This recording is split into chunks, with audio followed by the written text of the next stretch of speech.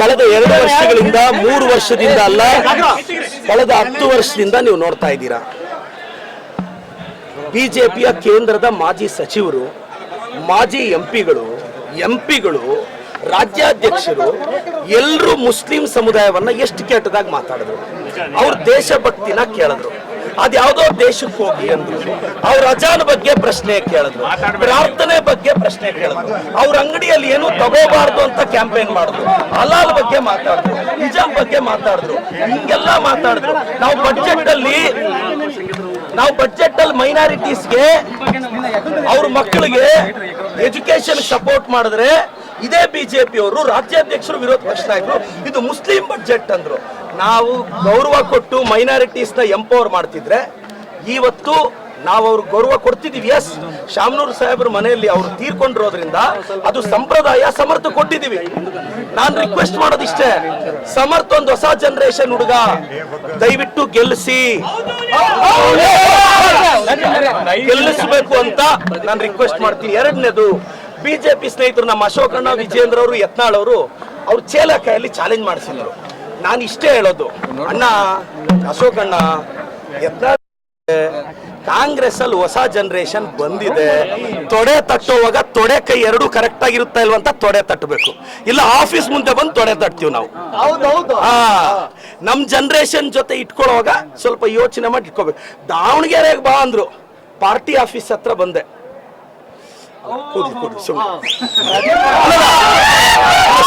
ನಾನು ಮತ್ತೆ ಇದು ಏನೇನೋ ಅರ್ಥ ಕಲಿಸ್ಬೇಡಿ, ಧೂಳಿದೆ, ಏನು ಮಾಡಕ್ಕಾಗಿಲ್ಲ. ಅಲ್ಲ, ಈಗ ನೋಡಿ ಒಂದು ನಾನು ಹೇಳ್ತೀನಿ, ಇದು ಬಿಜೆಪಿಯ ಸಂಪ್ರದಾಯ. ನಾನು ರಾಜ್ಯದ ಜನತೆಗೆ ಅವ್ರ ಮುಖವಾಡನ ಬಯಲು ಮಾಡಬೇಕಾಗಿತ್ತು.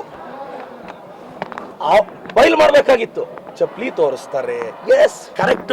ಒಬ್ಬ OBC ಹುಡುಗನ್ಗೆ ಚಪ್ಲಿ ತೋರಿಸ್ತಾರೆ.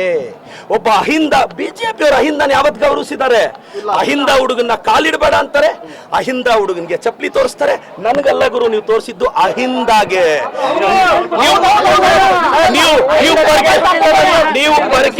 ನೀವು ಪರ್ಕೆ ತೋರಿಸಿದ್ ನನ್ಗಲ್ಲ, ಅಹಿಂದ ದಾವಣಗೆರೆ ದಕ್ಷಿಣದಲ್ಲಿ ಅಲ್ಪಸಂಖ್ಯಾತರು, ಹಿಂದುಳಿದವರು, ದಲಿತರು, ನಮ್ ತಾಕತ್ತೇನು ಅಂತ ತೋರಿಸ್ತೀವಿ. ಸಮರ್ಥನ್ ಯಾರು ಅಲ್ವಾ? ಆ ಕ್ಯಾಂಡಿಡೇಟ್ ಗೊತ್ತಿರ್ಬೇಕು.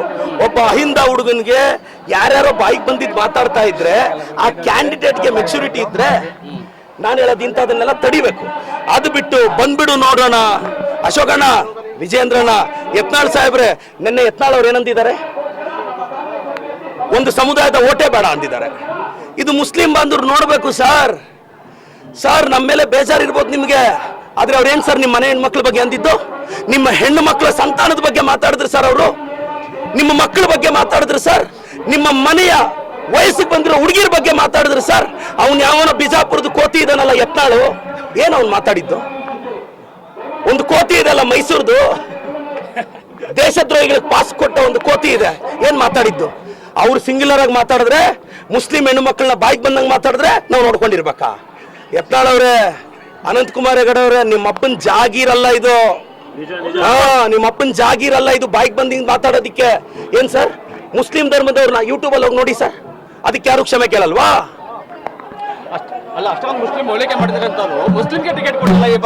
ಸರ್ ಒಂದು ನಿಮಿಷ, ಬಿಜೆಪಿ ಅವ್ರು ಯಾಕೆ ಕೊಡ್ಲಿಲ್ಲ? JDS ಬಿಜೆಪಿ ಅಲಿಯನ್ಸ್ ಇತ್ತು ತಾನೆ? ಆಯ್ತಪ್ಪ.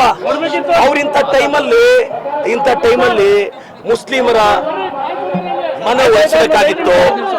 ನಾನು ನಿಮಗೆ ಹೇಳೋದಿಷ್ಟೇ, ಬಿಜೆಪಿ ಅವ್ರಿಗೆ ಅಹಿಂದ ಮತ್ತೆ ಮೈನಾರಿಟೀಸ್, ನನಗೆ ನಂಬಿಕೆ ಇದೆ ಬಿಜೆಪಿ ಅವ್ರಿಗೆ ಒಂದು ಓಟ್ ಹಾಕಲ್ಲ. ಇವತ್ತು ಬಿಜೆಪಿಯವರು ಏನು ಅವಮಾನ ಮಾಡ್ತಿದ್ರೆ ಅದು ಅಹಿಂದಾಗೆ. ನಾನೊಬ್ಬ ಅಹಿಂದ ಹುಡುಗ, ಎಸ್, ನಾನು ಕುರುಬ ಸಮುದಾಯದವ್ರನ್ನ ರಿಕ್ವೆಸ್ಟ್ ಮಾಡ್ತೀನಿ ಸರ್, ಈ ರಾಜ್ಯಕ್ಕೆ ಕುರುಬ ಸಮುದಾಯದ ವ್ಯಕ್ತಿಯನ್ನ ನನ್ನ ಪಕ್ಷ ಮುಖ್ಯಮಂತ್ರಿ ಮಾಡಿದೆ. ಇದು ಸಿದ್ದರಾಮಯ್ಯ ಸಾಹೇಬ್ರ ಗೌರವದ ವಿಚಾರ, ಕಾಪಾಡ್ತೀರಾ ಅಂತ. ಏನ್ ಸರ್? ಅಲ್ಲಲ್ಲ, ನಾನ್ ಡೈಲಿ ಇರ್ತೀನಿ. ಇವ್ರು ತೊಡೆ ತಟ್ಟಿದ್ರೆ ಬಂದು ಆಫೀಸ್ ಮುಂದೆ ತೊಡೆ ತಟ್ಟು ಹೋಗ್ತೀನಿ. ಅಲ್ಲಲ್ಲ, ನಾವೆಲ್ಲ ನೆಕ್ಸ್ಟ್ ಎಲೆಕ್ಷನ್ ತಲೆಯಲ್ಲಿ ಇಟ್ಕೊಂಡವ್ರಲ್ಲ. ನಾನು ನೆಕ್ಸ್ಟ್ ಜನರೇಷನ್, ಇನ್ನೊಂದು 30-35 ವರ್ಷ ಕರ್ನಾಟಕದಲ್ಲಿ ಗಟ್ಟಿಯಾಗಿ ರಾಜಕಾರಣ ಮಾಡಬೇಕು. ನಾನು ನೆಕ್ಸ್ಟ್ ಜನರೇಷನ್ಗೆ ಬಂದಿರೋನು. ನನ್ನ ಮೈನಾರಿಟಿ ಬ್ರದರ್ಸ್ಗೆ ರಿಕ್ವೆಸ್ಟ್ ಮಾಡ್ತೀನಿ, ಯೂಟ್ಯೂಬಲ್ಲಿ ಹೋಗಿ ಬಿಜೆಪಿ ಅವ್ರು ನಿಮ್ಮ ಕಮ್ಯುನಿಟಿ ಬಗ್ಗೆ ಏನೆಲ್ಲ ಮಾತಾಡಿದರೆ ವಿಡಿಯೋಸ್ ನೋಡಿ. ಅವೆಲ್ಲ ನೋಡಿದ್ಮೇಲೆ ಅವ್ರು ವೋಟ್ ಹಾಕ್ಬೇಕು ಅನ್ಸಿದ್ರೆ ನೋಡಿ.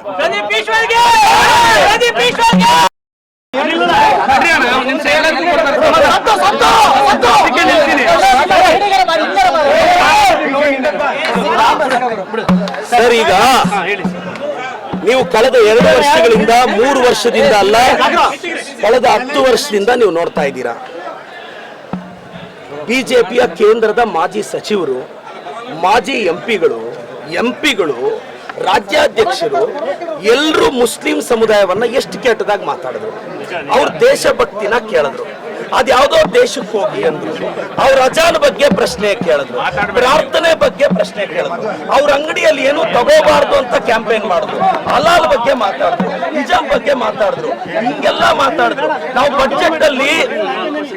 ನಾವು ಬಜೆಟ್ ಅಲ್ಲಿ ಮೈನಾರಿಟೀಸ್ಗೆ, ಅವ್ರ ಮಕ್ಕಳಿಗೆ ಎಜುಕೇಶನ್ ಸಪೋರ್ಟ್ ಮಾಡಿದ್ರೆ ಇದೇ ಬಿಜೆಪಿ ಅವರು ರಾಜ್ಯಾಧ್ಯಕ್ಷರು, ವಿರೋಧ ಪಕ್ಷ ನಾಯಕರು ಇದು ಮುಸ್ಲಿಂ ಬಜೆಟ್ ಅಂದ್ರು. ನಾವು ಗೌರವ ಕೊಟ್ಟು ಮೈನಾರಿಟೀಸ್ ನ ಎಂಪವರ್ ಮಾಡ್ತಿದ್ರೆ ಇವತ್ತು ನಾವು ಅವ್ರಿಗೆ ಗೌರವ ಕೊಡ್ತಿದೀವಿ. ಎಸ್, ಶಾಮನೂರ್ ಸಾಹೇಬ್ರ ಮನೆಯಲ್ಲಿ ಅವ್ರು ತೀರ್ಕೊಂಡಿರೋದ್ರಿಂದ ಅದು ಸಂಪ್ರದಾಯ, ಸಮರ್ಥ ಕೊಟ್ಟಿದೀವಿ. ನಾನು ರಿಕ್ವೆಸ್ಟ್ ಮಾಡೋದಿಷ್ಟೇ, ಸಮರ್ಥ ಒಂದು ಹೊಸ ಜನರೇಷನ್ ಹುಡುಗ, ದಯವಿಟ್ಟು ಗೆಲ್ಲಿಸಬೇಕು ಅಂತ ನಾನು ರಿಕ್ವೆಸ್ಟ್ ಮಾಡ್ತೀನಿ. ಎರಡನೇದು, ಬಿಜೆಪಿ ಸ್ನೇಹಿತರು ನಮ್ಮ ಅಶೋಕಣ್ಣ, ವಿಜೇಂದ್ರ ಅವರು, ಯತ್ನಾಳ್ ಅವರು ಅವ್ರು ಚೇಲಕಾಯಲ್ಲಿ ಚಾಲೆಂಜ್ ಮಾಡಿಸಿದ್ರು. ನಾನು ಇಷ್ಟೇ ಹೇಳೋದು, ಅಣ್ಣ ಅಶೋಕಣ್ಣ, ಯತ್ನಾಳ್ ಕಾಂಗ್ರೆಸ್ ಅಲ್ಲಿ ಹೊಸ ಜನರೇಷನ್ ಬಂದಿದೆ. ತೊಡೆ ತಟ್ಟುವಾಗ ತೊಡೆ ಕೈ ಎರಡು ಕರೆಕ್ಟ್ ಆಗಿರುತ್ತಾ ಇಲ್ವಂತ ತೊಡೆ ತಟ್ಟಬೇಕು, ಇಲ್ಲ ಆಫೀಸ್ ಮುಂದೆ ಬಂದು ತೊಡೆ ತಟ್ತೀವಿ ನಾವು. ನಮ್ ಜನರೇಷನ್ ಜೊತೆ ಇಟ್ಕೊಳ್ಳುವಾಗ ಸ್ವಲ್ಪ ಯೋಚನೆ ಮಾಡಿ ಇಟ್ಕೋಬೇಕು. ದಾವಣಗೆರೆಗೆ ಬಾ ಅಂದ್ರು, ಪಾರ್ಟಿ ಆಫೀಸ್ ಹತ್ರ ಬಂದೆ.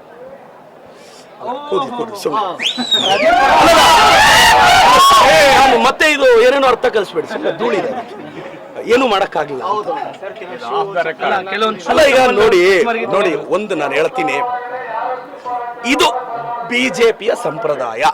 ನಾನು ರಾಜ್ಯದ ಜನತೆಗೆ ಅವ್ರ ಮುಖವಾಡನ ಬಯಲು ಮಾಡಬೇಕಾಗಿತ್ತು. ಚಪ್ಲಿ ತೋರಿಸ್ತಾರೆ, ಎಸ್ ಕರೆಕ್ಟ್.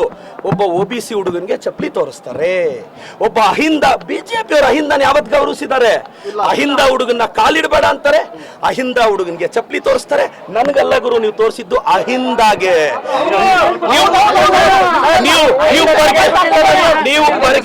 ನೀವು ಪರ್ಕೆ ತೋರಿಸಿದ್ ನನ್ಗಲ್ಲ, ಅಹಿಂದ ದಾವಣಗೆರೆ ದಕ್ಷಿಣದಲ್ಲಿ ಅಲ್ಪಸಂಖ್ಯಾತರು, ಹಿಂದುಳಿದವರು, ದಲಿತರು, ನಮ್ ತಾಕತ್ತೇನು ಅಂತ ತೋರಿಸ್ತೀವಿ. ಸಮರ್ಥನ್ ಗೆಲ್ಲಿಸ್ತೀವಿ. ಯಾರು ಅಲ್ವಾ? ಕರೆಕ್ಟ್. ಆ ಕ್ಯಾಂಡಿಡೇಟ್ ಗೊತ್ತಿರ್ಬೇಕು. ಒಬ್ಬ ಅಹಿಂದ ಹುಡುಗನ್ಗೆ ಯಾರ್ಯಾರೋ ಬಾಯಿಗೆ ಬಂದಿದ್ ಮಾತಾಡ್ತಾ ಇದ್ರೆ, ಆ ಕ್ಯಾಂಡಿಡೇಟ್ಗೆ ಮೆಚುರಿಟಿ ಇದ್ರೆ, ನಾನು ಹೇಳೋದು ಇಂಥದನ್ನೆಲ್ಲ ತಡಿಬೇಕು. ಅದು ಬಿಟ್ಟು ಬಂದ್ಬಿಡು ನೋಡೋಣ. ಅಶೋಕಣ್ಣ, ವಿಜೇಂದ್ರಣ್ಣ, ಯತ್ನಾಳ್ ಸಾಹೇಬ್ರೆ, ನಿನ್ನೆ ಯತ್ನಾಳ್ ಅವ್ರು ಏನಂದಿದ್ದಾರೆ? ಒಂದು ಸಮುದಾಯದ ಓಟೇ ಬೇಡ ಅಂದಿದ್ದಾರೆ. ಇದು ಮುಸ್ಲಿಂ ಬಾಂಧವರು ನೋಡ್ಬೇಕು ಸರ್. ನಮ್ಮ ಮೇಲೆ ಬೇಜಾರಿರ್ಬೋದು ನಿಮ್ಗೆ, ಆದ್ರೆ ಅವ್ರೇನ್ ಸರ್ ನಿಮ್ಮ ಮನೆ ಹೆಣ್ಮಕ್ಳ ಬಗ್ಗೆ ಅಂದಿದ್ದು? ನಿಮ್ಮ ಹೆಣ್ಣು ಮಕ್ಕಳ ಸಂತಾನದ ಬಗ್ಗೆ ಮಾತಾಡಿದ್ರು ಸರ್ ಅವರು, ನಿಮ್ಮ ಮಕ್ಕಳ ಬಗ್ಗೆ ಮಾತಾಡಿದ್ರು ಸರ್, ನಿಮ್ಮ ಮನೆಯ ವಯಸ್ಸಿಗೆ ಬಂದಿರೋ ಹುಡುಗಿರ ಬಗ್ಗೆ ಮಾತಾಡಿದ್ರು ಸರ್. ಅವ್ನು ಯಾವನ ಬಿಜಾಪುರದ ಕೋತಿ ಇದನ್ನಲ್ಲ ಯತ್ನಾಳು, ಏನ್ ಅವ್ನು ಮಾತಾಡಿದ್ದು? ಒಂದು ಕೋತಿ ಇದೆಲ್ಲ ಮೈಸೂರ್ದು, ದೇಶದ್ರೋಹಿಗಳಿಗೆ ಪಾಸ್ ಕೊಟ್ಟ ಒಂದು ಕೋತಿ ಇದೆ, ಏನ್ ಮಾತಾಡಿದ್ದು? ಅವ್ರು ಸಿಂಗ್ಯುಲರ್ ಆಗಿ ಮಾತಾಡಿದ್ರೆ, ಮುಸ್ಲಿಂ ಹೆಣ್ಣು ಮಕ್ಕಳನ್ನ ಬಾಯಿಗೆ ಬಂದಂಗೆ ಮಾತಾಡಿದ್ರೆ ನಾವು ನೋಡ್ಕೊಂಡಿರ್ಬೇಕಾ? ಯತ್ನಾಳ್ ಅವ್ರೆ, ಅನಂತ್ ಕುಮಾರ್ ಹೆಗಡೆ ಅವ್ರೆ, ನಿಮ್ಮ ಅಪ್ಪನ ಜಾಗೀರಲ್ಲ ಇದು. ನಿಮ್ಮ ಅಪ್ಪನ ಜಾಗೀರಲ್ಲ ಇದು, ಬಾಯಿಗೆ ಬಂದಿಂಗ್ ಮಾತಾಡೋದಿಕ್ಕೆ. ಏನ್ ಸರ್, ಮುಸ್ಲಿಂ ಧರ್ಮದವ್ರನ್ನ ಯೂಟ್ಯೂಬ್ ಅಲ್ಲಿ ಹೋಗಿ ನೋಡಿ ಸರ್, ಅದಕ್ಕೆ ಯಾರು ಕ್ಷಮೆ ಕೇಳಲ್ವಾ?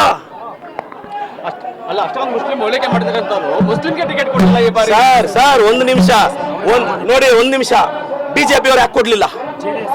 JDS ಬಿಜೆಪಿ ಅಲಿಯನ್ಸ್ ಇದ್ದು ತಾನೆ. ಆಯ್ತಪ್ಪ, ಅವ್ರ ಇಂಥ ಟೈಮಲ್ಲಿ ಮುಸ್ಲಿಮರ ಮನೆ ಒಲಿಸಬೇಕಾಗಿತ್ತು. ನಾನು ನಿಮಗೆ ಹೇಳೋದಿಷ್ಟೇ, ಬಿಜೆಪಿ ಅವ್ರಿಗೆ ಅಹಿಂದ ಮತ್ತೆ ಮೈನಾರಿಟೀಸ್, ನನಗೆ ನಂಬಿಕೆ ಇದೆ ಬಿಜೆಪಿ ಅವ್ರಿಗೆ ಒಂದು ಓಟ್ ಹಾಕಲ್ಲ.